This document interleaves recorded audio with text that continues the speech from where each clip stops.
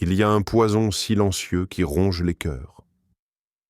Il se cache dans les regards, dans les pensées, dans les soupirs. Ce poison, c'est la jalousie. Elle vole la paix, détruit l'amour et ternit la lumière divine en nous. Aujourd'hui, écoutons les 7 vérités que tu dois entendre si tu veux te libérer. Non pas selon ce monde, mais selon la sagesse éternelle d'Allah.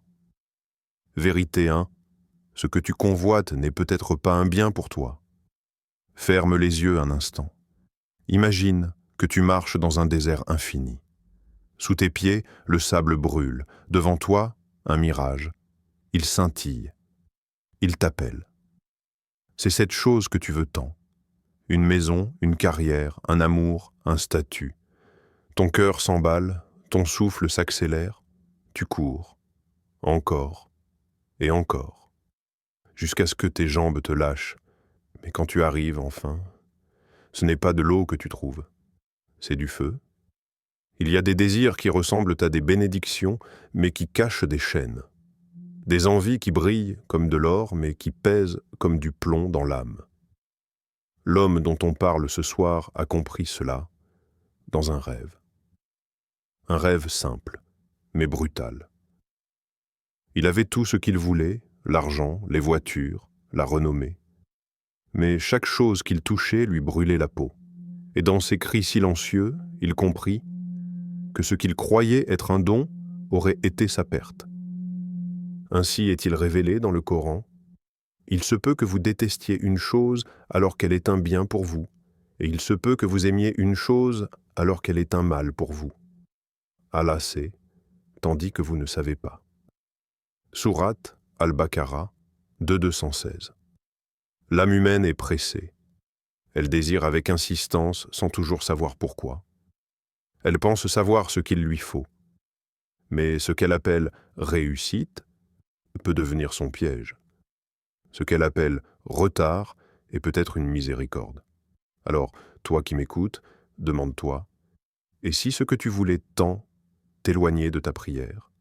Et si ce que tu pensais être une bénédiction t'éloignait du rappel? Et si ton manque était ton salut? Allah n'oublie jamais ses serviteurs, mais parfois, pour nous protéger, il retarde, il détourne, il empêche, non par cruauté, mais par sagesse, par amour. Et toi, es-tu sûr que ce que tu convoites ne t'éloignerait pas de ton Créateur? Vérité 2. La jalousie détruit tes propres bénédictions. Regarde-toi. Oui, vraiment. Regarde-toi quand tu scrolles, quand tu vois cette maison qu'il a achetée, ce voyage qu'elle a fait, ce sourire qui semble dire « Moi j'ai réussi ». Et toi, ton cœur se serre un peu. Une voix chuchote « Pourquoi pas moi ?» Ce n'est pas juste de l'envie, c'est une déclaration silencieuse à ton Seigneur. Ce que tu m'as donné n'est pas assez. Tu ne l'as peut-être jamais formulé ainsi. Mais chaque pincement, chaque comparaison, chaque soupir amer, parle à ta place. Et voilà le poison. Pendant que tu regardes ce qu'il y a dans l'assiette de ton frère, ton propre plat refroidit. La jalousie ne te rend pas plus riche, elle t'appauvrit. Pas matériellement, spirituellement. Tu ne perds pas ce que l'autre a, tu perds ce que toi tu avais. Le prophète Mohammed nous a avertis. Gardez-vous de l'envie, car elle consume les bonnes actions comme le feu consume le bois. Rapporté par Abu Daoud. Pense à ce feu. Il ne fait pas de bruit, il ronge en silence.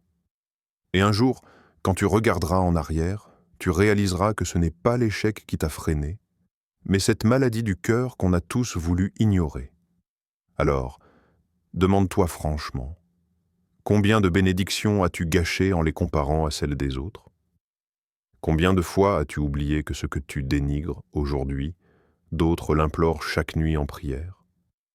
Ton toit, ta santé, ta mère qui t'appelle, ton cœur qui bat, ton souffle au réveil, tu les vois encore? Ou bien ton regard est trop occupé à lorgner ailleurs?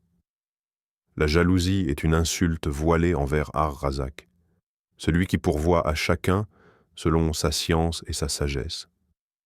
Et toi, Te rends-tu compte que ton regard sur autrui t'empêche de voir les cadeaux qu'Allah t'a déjà mis entre les mains? Vérité 3. La jalousie vient d'un cœur vide de dhikr. Elle ne brillait pas aux yeux des gens. Pas de trophées, pas de likes, pas de reconnaissance publique. Mais dans le silence de la nuit, son nom résonnait dans les cieux. C'était une femme simple. Mais chaque larme qu'elle versait dans la prière portait plus de valeur que 1000 discours. Elle ne passait pas ses soirées à observer les autres. Elle les passait à se retrouver, face contre terre, le cœur tourné vers le seul regard qui compte, celui d'Allah. Pendant que certains s'épuisaient à courir après le monde, elle s'emplissait d'un secret que même les anges enviaient, la paix, la vraie. Parce qu'au fond, c'est cela qu'on cherche tous, non? Pas les maisons, pas la voiture, pas la gloire, mais la paix, la tranquillité. Cette sensation que rien ne manque, et ce sentiment-là, tu ne le trouveras jamais dans ce que possèdent les autres. Tu le trouves quand ton cœur cesse de murmurer « Pourquoi lui ?» et commence à chuchoter « Ya Allah, sois satisfait de moi ». Le Coran nous rappelle avec puissance ceux qui ont cru et dont les cœurs se tranquillisent à l'évocation d'Allah. N'est-ce point par l'évocation d'Allah que se tranquillisent les cœurs? Sourate Ar-Ra'd 13.28. Voilà le remède. Le dhikr, ce rappel constant, cette respiration sacrée. Parce qu'un cœur qui se souvient d'Allah ne se compare pas. Il est trop occupé à aimer, à remercier, à grandir. Alors, à toi qui cherches encore, qui observe, qui compare, qui te sent derrière, pose-toi la vraie question. Que cherches-tu vraiment? La paix ou la comparaison? Ce que tu veux n'est peut-être pas dans ce qu'ils ont, mais dans ce que tu oublies de nourrir, ton lien avec ton Seigneur. Vérité 4. Ce que tu vois chez les autres n'est qu'une façade. Il a le sourire large, elle a la robe de luxe, la voiture scintille, les enfants bien coiffés et les stories filtrées. Tout semble parfait. Mais ce que tu ne vois pas, c'est ce qui commence dès que les caméras s'éteignent. Tu vois leur confort, pas les nuits blanches. Tu entends leur rire, pas les disputes étouffées à huis clos. Tu admires leur richesse, mais tu ne ressens pas la solitude qui ronge derrière les portails dorés.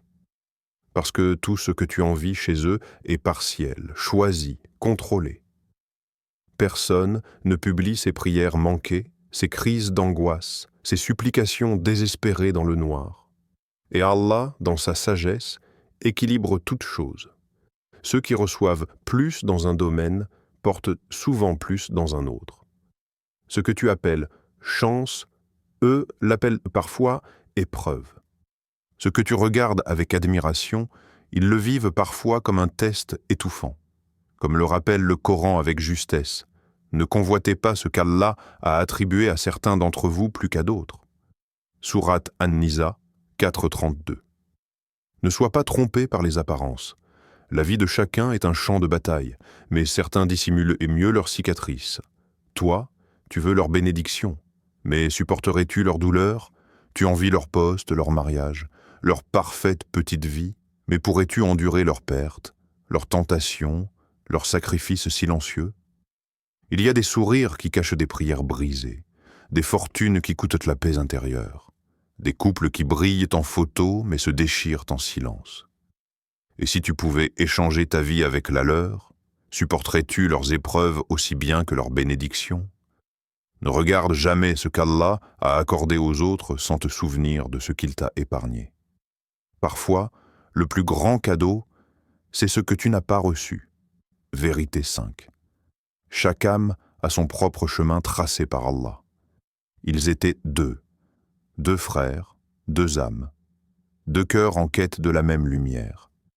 Ils partirent ensemble sur un même sentier, mais bien vite, leurs chemins se séparèrent. Le premier tomba, plusieurs fois. Il se releva avec les joues humides, les yeux rougis par les fautes et les regrets. C'est par les larmes qu'il arriva à Allah. Le second avança lentement, mais avec constance. La patience était son cheval, et la foi son eau dans le désert. Ils n'ont pas marché pareil. Ils n'ont pas pris les mêmes virages. Mais ils ont fini par arriver, au même point, le seuil de la miséricorde. Parce que la destination n'a jamais exigé une seule route. Chacun porte sa carte, chacun sa vitesse, et surtout, chacun sa destinée. Comme Allah l'a révélé, nous avons assigné à chaque être humain sa destinée sur son cou. Sourate Al-Isra, 17-13.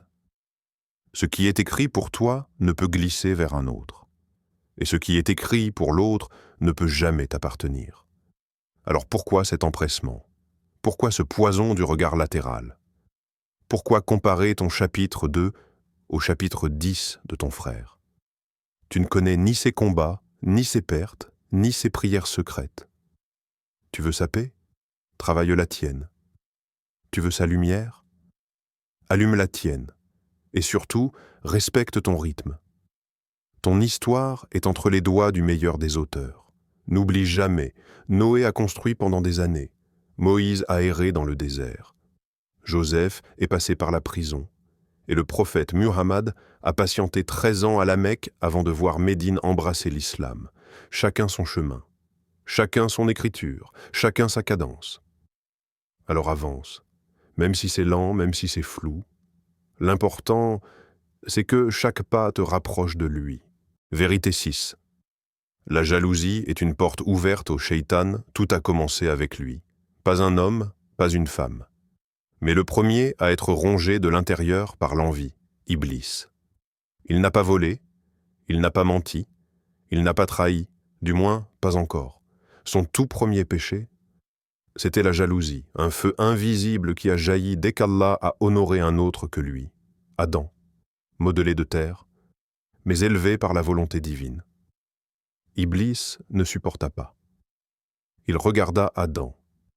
Et au lieu d'admirer la création du Tout-Puissant, il le méprisa. Et cette étincelle devint brasier. Et ce brasier le consuma à jamais. Le prophète a dit « L'envie vient du diable et elle engendre la haine entre les gens », rapporté par Ahmad. Oui, l'envie vient de lui. Elle est son arme préférée. Pas bruyante, pas spectaculaire, mais subtile, douce, vicieuse. Elle commence comme une pensée. Pourquoi pas moi? Puis elle s'enracine. Il ne mérite pas ça. Puis elle te pousse, à parler dans le dos, à mépriser, à te détourner, à haïr. Et un jour, sans même t'en rendre compte, tu ne marches plus vers Allah, tu suis les traces de Shaitan. Pose-toi cette question vraiment. Et si ta jalousie faisait de toi un allié du Shaitan, plutôt qu'un serviteur d'Allah? Quand tu te laisses ronger par l'envie, tu oublies ton rôle sur cette terre. Adorer, aimer, unir. Et tu adoptes celui d'Iblis, diviser, brûler, détester. Rappelle-toi, le shaitan n'a pas peur de celui qui prie sans cœur.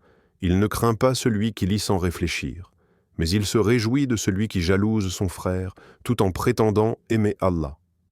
Ferme cette porte, scelle-la avec le dhikr, lave ton cœur avec la sincérité, et reviens à ta vraie nature, celle d'un cœur soumis, purifié, apaisé. Vérité 7. La gratitude est l'antidote de la jalousie. Il ne vivait pas dans un palais. Il n'avait pas de vêtements luxueux. Mais chaque matin, ses yeux se levaient vers le ciel et ses lèvres murmuraient « Alhamdulillah ». Il n'avait qu'un simple pain sec, un peu d'eau. Mais il était riche. Riche dans la gratitude. Et chaque bouchée qu'il prenait était un trésor, chaque gorgée d'eau une bénédiction. Les anges, avec leurs plumes dorées, écrivaient ces mots dans les cieux. Ils n'écrivaient pas ses richesses. Ils écrivaient sa paix. Son cœur rempli de remerciements pour ce que d'autres considéreraient comme peu. Un roi l'observait. Il le voyait pauvre, humble, mais il le voyait aussi épanoui, tranquille, béni d'une paix que lui-même n'avait jamais connue. Ce roi, si puissant, si riche, il enviait cet homme, non pas pour ses biens, mais pour sa sérénité. Et c'est là qu'il comprit quelque chose que beaucoup ignorent. La gratitude n'est pas seulement un acte, C'est une lumière qui éclaire l'âme. Elle chasse l'obscurité de la jalousie, elle éteint le feu de l'envie. Le Coran nous dit, avec une promesse divine, « Si vous êtes reconnaissant, très certainement j'augmenterai mes bienfaits pour vous. » Sourate Ibrahim 14:7. Tu as vu ce verset? Gratitude et augmentation. Tu veux plus? Apprends à dire merci pour ce que tu as déjà. Combien de bénédictions as-tu ignorées aujourd'hui? Peut-être parce que tu regardais ce que les autres ont, sans voir ce que toi tu portes déjà dans tes mains, ton souffle, ta santé, ton toit, tes proches, ton moment présent. Tu veux être vraiment riche? Commence par la gratitude et vois comment chaque petit détail de ta vie se transforme en un bienfait immense. Parce que Allah n'augmente jamais ce que tu tiens avec ingratitude, il multiplie ce que tu tiens avec reconnaissance. La jalousie éteint la lumière du cœur, mais la foi la rallume. Ne laisse pas ce poison voler ce qu'Allah a semé en toi. Rappelle-toi, ton voyage est unique et Allah ne t'oublie jamais. Alors, sois reconnaissant, sois patient et surtout, sois libre.